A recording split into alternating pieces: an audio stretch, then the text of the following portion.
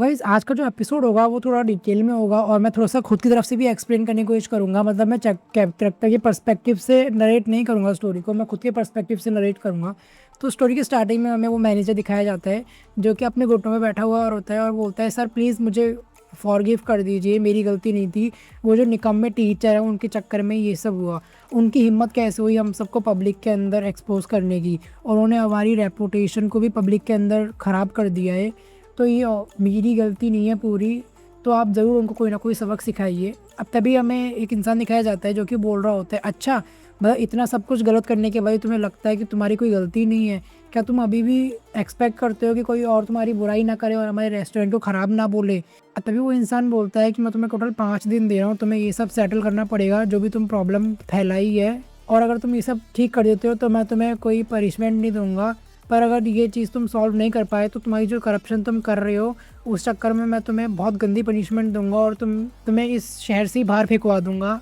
तभी इंसान बोलता है कि वो चलो वो सब तो छोड़ो, पहले तुम मुझे उन टीचर का नाम बताओ, उनकी हिम्मत कैसे हुई मेरी इस रेस्टोरेंट की रेपुटेशन को पब्लिक में ख़राब करने की, और अगर मैंने उनको सबक नहीं सिखाया तो मेरा नाम भी याओ नहीं। अब फिर वो मैनेजर बोलता है कि वो तो ज़ाइज़ुआन है जिसने क्वालिफ़िकेशन एग्ज़ाम के अंदर लास्ट रैंक लाई थी, उसी ने करा था। अब तभी वो जो खतरनाक सा इंसान होता है वो बोलता है, "अच्छा ज़ैज़ुआन, वो एक यूज़लेस टीचर, उसकी हिम्मत कैसे हुई मेरे होंगक्यान रेस्टोरेंट की इज़्ज़त ख़राब करने की? मैं उसे ऐसा सबक सिखाऊँगा कि कोई और मेरे रेस्टोरेंट की इज़्ज़त ख़राब करने की कोशिश नहीं करेगा।" अब तभी हमें दिन में ज़ैज़ुआन दिखाया जाता है जो कि बोल रहा होता है, "कल रात बहुत ज़्यादा ट्रबल क्रिएट हो गया, मतलब मैं तो बस खाना खाने ही गया था।" और तभी वो बोलता है, "चलो ये सब तो छोड़ते हैं, पहले तो मुझे अपनी जो लेवल है उसको पार करने की कोशिश करनी पड़ेगी, क्योंकि अब मैं 6 लेवल पे अटक गया हूँ।" क्योंकि बात क्या है, लाइब्रेरी के अंदर ना बस ऑर्डिनरी क्वालिफ़िकेशन वाले ही टीचर जा सकते हैं और उसके अंदर बस 6 लेवल तक की टेक्निक होती हैं, और अगर मुझे उससे ऊपर जो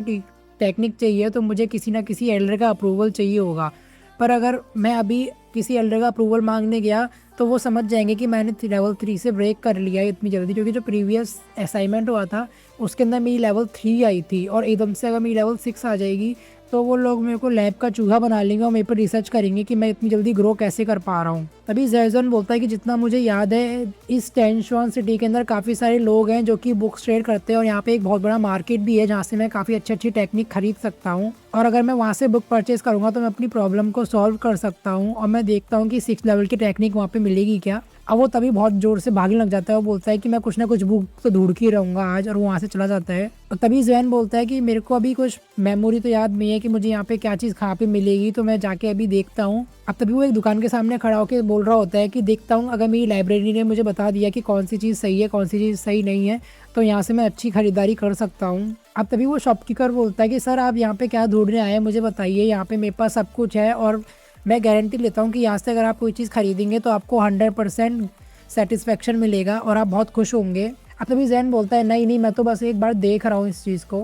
अब तभी वो एक बैल को उठाता है। अब तभी वो शॉपकीपर बोलते हैं कि ये बैल बहुत स्पेशल है और इसको ना एक अलग ही लेवल के शॉपकीपर ने बनाया है, और इसके अंदर एक एक्स्ट्रा ऑर्डिनरी पावर्स हैं, और ये बस 50 गोल्ड कॉइन की है, अगर आपको ये खरीदनी है तो आप खरीद सकते हैं। अब तभी ज़ैन देखता है कि उसकी लाइब्रेरी के अंदर बुक बन गई होती है, और वो बोलता है अच्छा अगर मैं किसी चीज़ को पकड़ूंगा तो वो उसके ऊपर लाइब्रेरी भी एक बुक बना देगी, तो हाँ अब इस चीज़ से मैं आराम से कोई ना कोई चीज़। अब तभी वो उस बैल के बारे में पढ़ने लगता है और उसके अंदर लिखा होता है कि ये बैल है, ये ना बार बार एक ही रिंग को बजाती है जिससे ना किसी भी कल्टीवेटर के कान में दर्द हो जाएगा, पर ये बस इफ़ेक्टिव रहती है लेवल 1 स्टेज वालों के लिए, क्योंकि उससे ऊपर वालों के लिए ये अच्छी नहीं है, और ये एक लेवल 1 के क्राफ्टमैन ने बनाई है, और लेवल 1 रैंक वाला जो क्राफ्टमैन होता है वो तो एक ऑर्डिनरी क्राफ्टमैन ही होता है। अब तभी वो जो शॉपकीपर होता है वो बोलता है अगर आप इस बेल के अंदर इंटरेस्टेड हो तो मैं आपको ऑफ़र भी देता हूँ और डिस्काउंट भी देता हूँ, और आप ये बेल 20 गोल्ड कॉइन में ले जाइए। अब तभी ज़ैंग बोलता है कि ब्लू क्लाउड वर्कशॉप तो एक ऐसी जगह है जहाँ पे फेक प्रोडक्ट बनाए जाते हैं, और वहाँ का ग्रेड 1 का क्राफ्टमैन भी एक ऑर्डिनरी क्राफ्टमैन ही होता है, तो मेरे को तो लेनी ही चाहिए। मतलब वहाँ की क्राफ्टमैनशिप तो सबसे ख़राब क्राफ्टमैनशिप मानी जाती है पूरे टाओयुआन सिटी के अंदर, और जब तक मेरे पास लाइब्रेरी है मुझे चिंता करने की ज़रूरत नहीं है कि मैं किसी फेक चीज़ को परचेज़ कर लूँगा। अब तभी ज़ैन बोलता है कि आप यहाँ पे फ्रिज सनग्लास भी बेचते हो क्या? अब तभी वो शॉपकीपर बोलता है हाँ मेरे पास फ्रिज सनग्लास भी है, और मैं बता सकता हूँ कि अगर आप ये चीज़ किसी और दुकान पर जाके पूछते हैं तो इस पूरी मार्केट में ऐसा कोई और वेंडर नहीं है जो कि आपको वो ग्रास दे सकता, पर मैं अकेला हूँ जिसके पास में वो ग्रास है। और वो उसको एक बॉक्स निकाल के देता है और बोलता है कि मेरे पास इस ग्रास के पास 2 ही बॉक्स हैं और हर एक डंडी 100 कॉइन की है, और मेरे पास टोटल 10 डंडियाँ हैं इस ग्रास की। अब तभी जैन बोलता है अच्छा ठीक है, मैं एक बार देख लूँ बस इस ग्रास को। और वो उस ग्रास के ऊपर जो बुक बनी होती है लाइब्रेरी में उसको पढ़ने लगता है और उसमें लिख रखा होता है कि ये सन ग्रास है जो कि कोल्ड रीजन में ही ग्रो करती है और इसके अंदर काफ़ी सारी स्पिरिचुअल एनर्जी होती है। और ये होता क्या है, सन की लाइट के चक्कर में इसके अंदर एक वार्म एनर्जी भी रहती है जिससे इसके अंदर येन और यांग एनर्जी दोनों आ जाती हैं और ये किसी की भी मरीडियंस को नरिश कर सकता है। और ये बेस्ट मेडिसिन होगी मेयर की बेटी की बॉडी को नरिश करने के लिए। मतलब अभी ये जो मेयर की बेटी है ना उसके लिए चीज़ें ढूंढने आए यहाँ पे, सिंपल सा बता देता हूँ तुम्हें। अब तो ये बोलता है पर ये जो सन ग्रास है ये इतनी डल डल सी क्यों दिख रही है। और उसे समझ में आ जाता है कि हाँ ये थोड़ी थोड़ी ख़राब हो चुकी है। अब वो तभी बोलता है कि ये जो तुमने सन ग्रास दिखाई है ये थोड़ी थोड़ी ख़राब है और जो तुमने जो इसको निकालने की टेक्निक यूज़ करी थी वो ख़राब थी इसीलिए इतनी ख़राब हो गई है ये। अब तभी वो शॉपकीपर बोलता है नहीं नहीं ऐसा नहीं है, मेरी तो रोज़ी रोटी ये है, मतलब मेरी ज़िंदगी उस चीज़ पे चल रही है, तो ऐसा कैसे हो सकता है कि मैंने इसको गलत निकाला। तुमने ही गलत देखा है इस चीज़ के बारे में, इसकी कंडीशन बहुत अच्छी है और ये स्टार्टिंग से ही ऐसी थी जब से मैंने इसको निकाला है। अब तभी वो शॉपकीपर घबराते हुए बोलता है अगर तुम्हें ये खरीदनी है तो मैं तुम्हें इसे हाफ प्राइस में भी दे दूंगा। वो बोलता है कि तुम एक काम करो इसको 50 गोल्ड कॉइन में ले जाओ। अब तभी जैन सोचता है कि ये वाली जो सनग्लास है थोड़ी अजीब सी क्यों दिख रही है और वो जब उसके बारे में पढ़ता है तो चलता है कि ये मदर सनग्लास है और ये ओरिजिन होता है सारी सनग्लास का, इसी से सारी सनग्लास बनती हैं। और वो बोलता है अगर इसको किसी मेडिसिन बनाने में यूज़ ले तो इसका इफेक्टिवनेस 10% से 10 टाइम्स हो जाती है, बस 10 गुना इसकी पावर बढ़ जाएगी सिंपली। और वो सोच रहा होता है अगर इस शॉपकीपर को तो चला कि ये मदर सनग्लास है तो ज़रूरी इसकी प्राइस बढ़ा देगा, तो मुझे ऐसे करके ख़रीदना पड़ेगा कि उसे लगे कि मैं इसे नॉर्मल सनग्लास की तरह ख़रीद रहा हूँ। और वो बोलता है कि ये एक मदर सनग्लास है तो मेरे को लगता है कि ये किसी भी प्रॉब्लम को सॉल्व कर सकती है और इससे मेरे की बेटी की प्रॉब्लम भी सॉल्व हो जाएगी। अब तभी वो शॉपकीपर बोलता है सर आप मुझे 50 गोल्ड कॉइन दे दीजिए और उसने पैक कर दी होती है वो सनग्लास। अब तभी जैंग पैसे निकालने लगता है और वो उसको याद आता है कि लाइब्रेरी के चक्कर में वो ये चीज़ तो भूल ही गया कि उसके पास मनी नहीं है। था क्या, जो प्रीवियस ओनर था इस बॉडी का उसने ना टीचर क्वालिफिकेशन एग्जाम में 0 मार्क्स आए थे जिसके चक्कर में उसको पेनल्टी लगाई गई थी और उसके सारे पैसे ले लिए गए थे और मेरे पास तो अभी पूरे 10 कॉइन भी नहीं है इसको देने के लिए। अब तभी वो शॉपकीपर बोलता है मुझे कुछ गलत क्यों लग रहा है। और तभी जैन बोलता है कि क्या तुम मुझे ये जो सनग्लास है ये 8 गोल्ड कॉइन में बेचोगे। अब तभी वो शॉपकीपर बोलता है क्या तुम मजाक कर रहे हो, मतलब मैंने अपनी लाइफ को रिस्क में डाला और फॉरेस्ट में से जाके ये सनग्लास लेके आया और तुम इसे बस 8 कॉइन में लेना चाहते हो। और वो बोलता है इसके आगे मुझे कुछ बार्गेन नहीं करना, ये 50 गोल्ड कॉइन ही है। अब तभी जैन बोलता है नहीं नहीं मेरा मतलब वो नहीं था, मैं तुम्हें ऑफेंड नहीं करना चाह रहा था, मैं तो बस बोल रहा था कि क्या तुम मुझे ये चीज़ कम रुपये में दे सकते हो। अब तभी वो शॉपकीपर बोलता है क्या नॉनसेंस बातें कर रहे हो, तुम्हें क्या लग रहा है ये जो फ्रिज सनग्लास है ये दिखने में अच्छी नहीं है पर स्टिल ये 20-30 गोल्ड कॉइन की तो है ही, और तुम क्या चाहते हो, तुम बस 8 गोल्ड कॉइन में मेरे से ये ले सकते हो, तुम क्या मजाक कर रहे हो मेरे साथ में, और अगर तुम यहाँ से नहीं गए तो मैं पुलिस को बुलाऊंगा और तुम्हें अरेस्ट करवा लूँगा। अब तभी जैन बोलता है नहीं नहीं तुम्हें ऐसा कुछ करने की ज़रूरत नहीं है, मैं ये चीज़ यहाँ से बिना बाय करे तुमसे फ्री में लेके जाऊँगा, मेरे पास पैसे नहीं है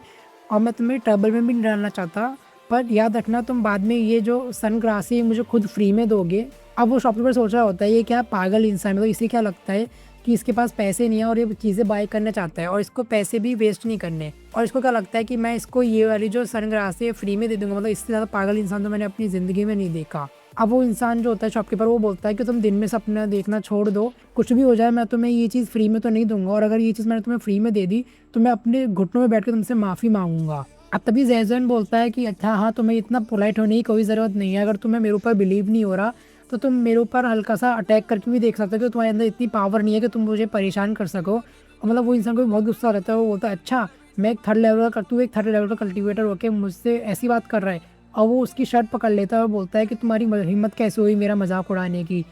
मेरे अंदर इतनी हिम्मत तो है कि मैं तुम्हें मार तो नहीं सकता पर याद रखना मैं तुम्हें इतना मारूंगा कि तुम्हारी हालत बिल्कुल मरने जैसी हो जाएगी, और उसका कॉलर पकड़ लेता है। अब तभी जैन बोलता है कि शांत हो जाओ, तुम्हें गुस्सा करने की कोई ज़रूरत नहीं है, अगर मैं झूठ गलत नहीं बोल रहा तो तुम ज़रूर जिनपिंग कंट्री से हो ना। अब तक वो इंसान बोलता है कि जिनपिंग कंट्री एक छोटी शहर की तरह ही है ताओचांग किंगडम की, और इसे कैसे पता कि मैं जिनपिंग सिटी से हूँ। अब वो तभी बोल रहा होता है कि तुम्हारी हिम्मत कैसे हुई, तुम्हें कैसे पता कि मैं जिनपिंग सिटी से हूँ और तुम्हें ये किसने बताया। अब जैंग बोलता है कि ये मेन बात नहीं है, मेन बात तो ये है कि तुम काफ़ी टाइम से डेंजर में थे और तुम टेंशन फॉरेस्ट में 6 महीने तक घूमे और तभी एक बैम्बू स्नेक ने तुम्हें वहाँ पे काट लिया और जो उसका जहर था वो तुम्हारी किडनियों तक फैल गया है और इसके चक्कर में तुम्हारी किडनी डैमेज हो गई है, और जितना मुझे पता है तुम सेक्स भी नहीं कर पाते सेक्स। अब वो शॉपकीपर बहुत ज़्यादा शॉक हो जाता है और बोलता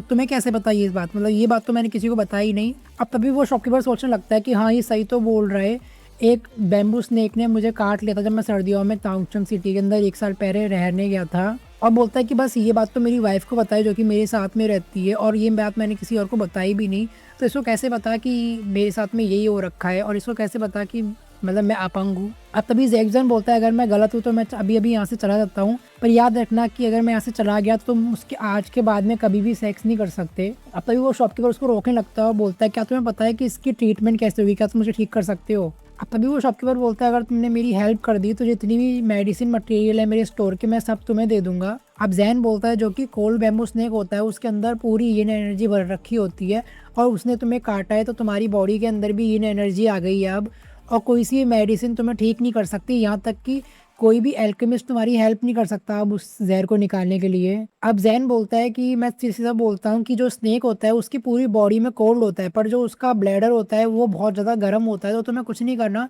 तुम उस स्नेक का जो ब्लैडर है उसको खाना है, जिससे तुम्हारी ये वाली जो प्रॉब्लम है ये ठीक हो जाएगी, और तुम्हारे अंदर जो भी यिन क्यूआई गई है वो तुम्हारी बॉडी से बाहर निकल जाएगी, और जो तुम्हारी किडनी है वो वापस सही हो जाएगी, और फिर तुम इसके बाद में वापस से अपना। अब तभी जैन बोलता है कि सामने कोल्ड बैम्बू स्नेक सेल पे है, तो तुम एक काम करो उसे खरीद लो और जल्दी से उसे ट्राई कर लो कि मैं सही बोल रहा हूँ या गलत बोल रहा हूँ। अब तभी वो शॉपकीपर भी बोलता है अच्छा अच्छा ठीक है, 1 मिनट वेट करो, मैं जाके वो खरीदता हूँ। और वो जाके उस कोल्ड बैम्बू जो होता है उसका ब्लैडर काटता है, और उसके अंदर से उसका ब्लैडर निकाल के उसे खा जाता है। अब चलो अगले पैनल में अपने दिखाया जाता है कि वो बोल रहा होता है थैंक यू, आपने मेरी हेल्प करी, और मैं अब अपना जो मेन पॉइंट है उसका वर्किंग भी महसूस कर पा रहा हूँ, और आप एक काम करिए, आप ये सारी फ्रिज गैस फ्री में लेके चले जाइए। अब अभी जैन भी बोल रहा होता है कि जैसा कि मैंने तुम्हें बोला ही था कि तुम ये सारी फ्रिज गैस मुझे फ्री में दोगे, पर तुमने बिलीव नहीं करा मेरा। अब तभी वो शॉपकीपर भी बोलने लगता है कि मुझे लगा नहीं था कि आप इतने इंप्रेसिव हो गए, आपके पास इतनी पावर होगी, तो वो बोलता है कि मुझे माफ़ कर दीजिए। अब तभी जैन भी बोलता है कि हाँ हाँ इसकी कोई बड़ी बात नहीं है ये तो,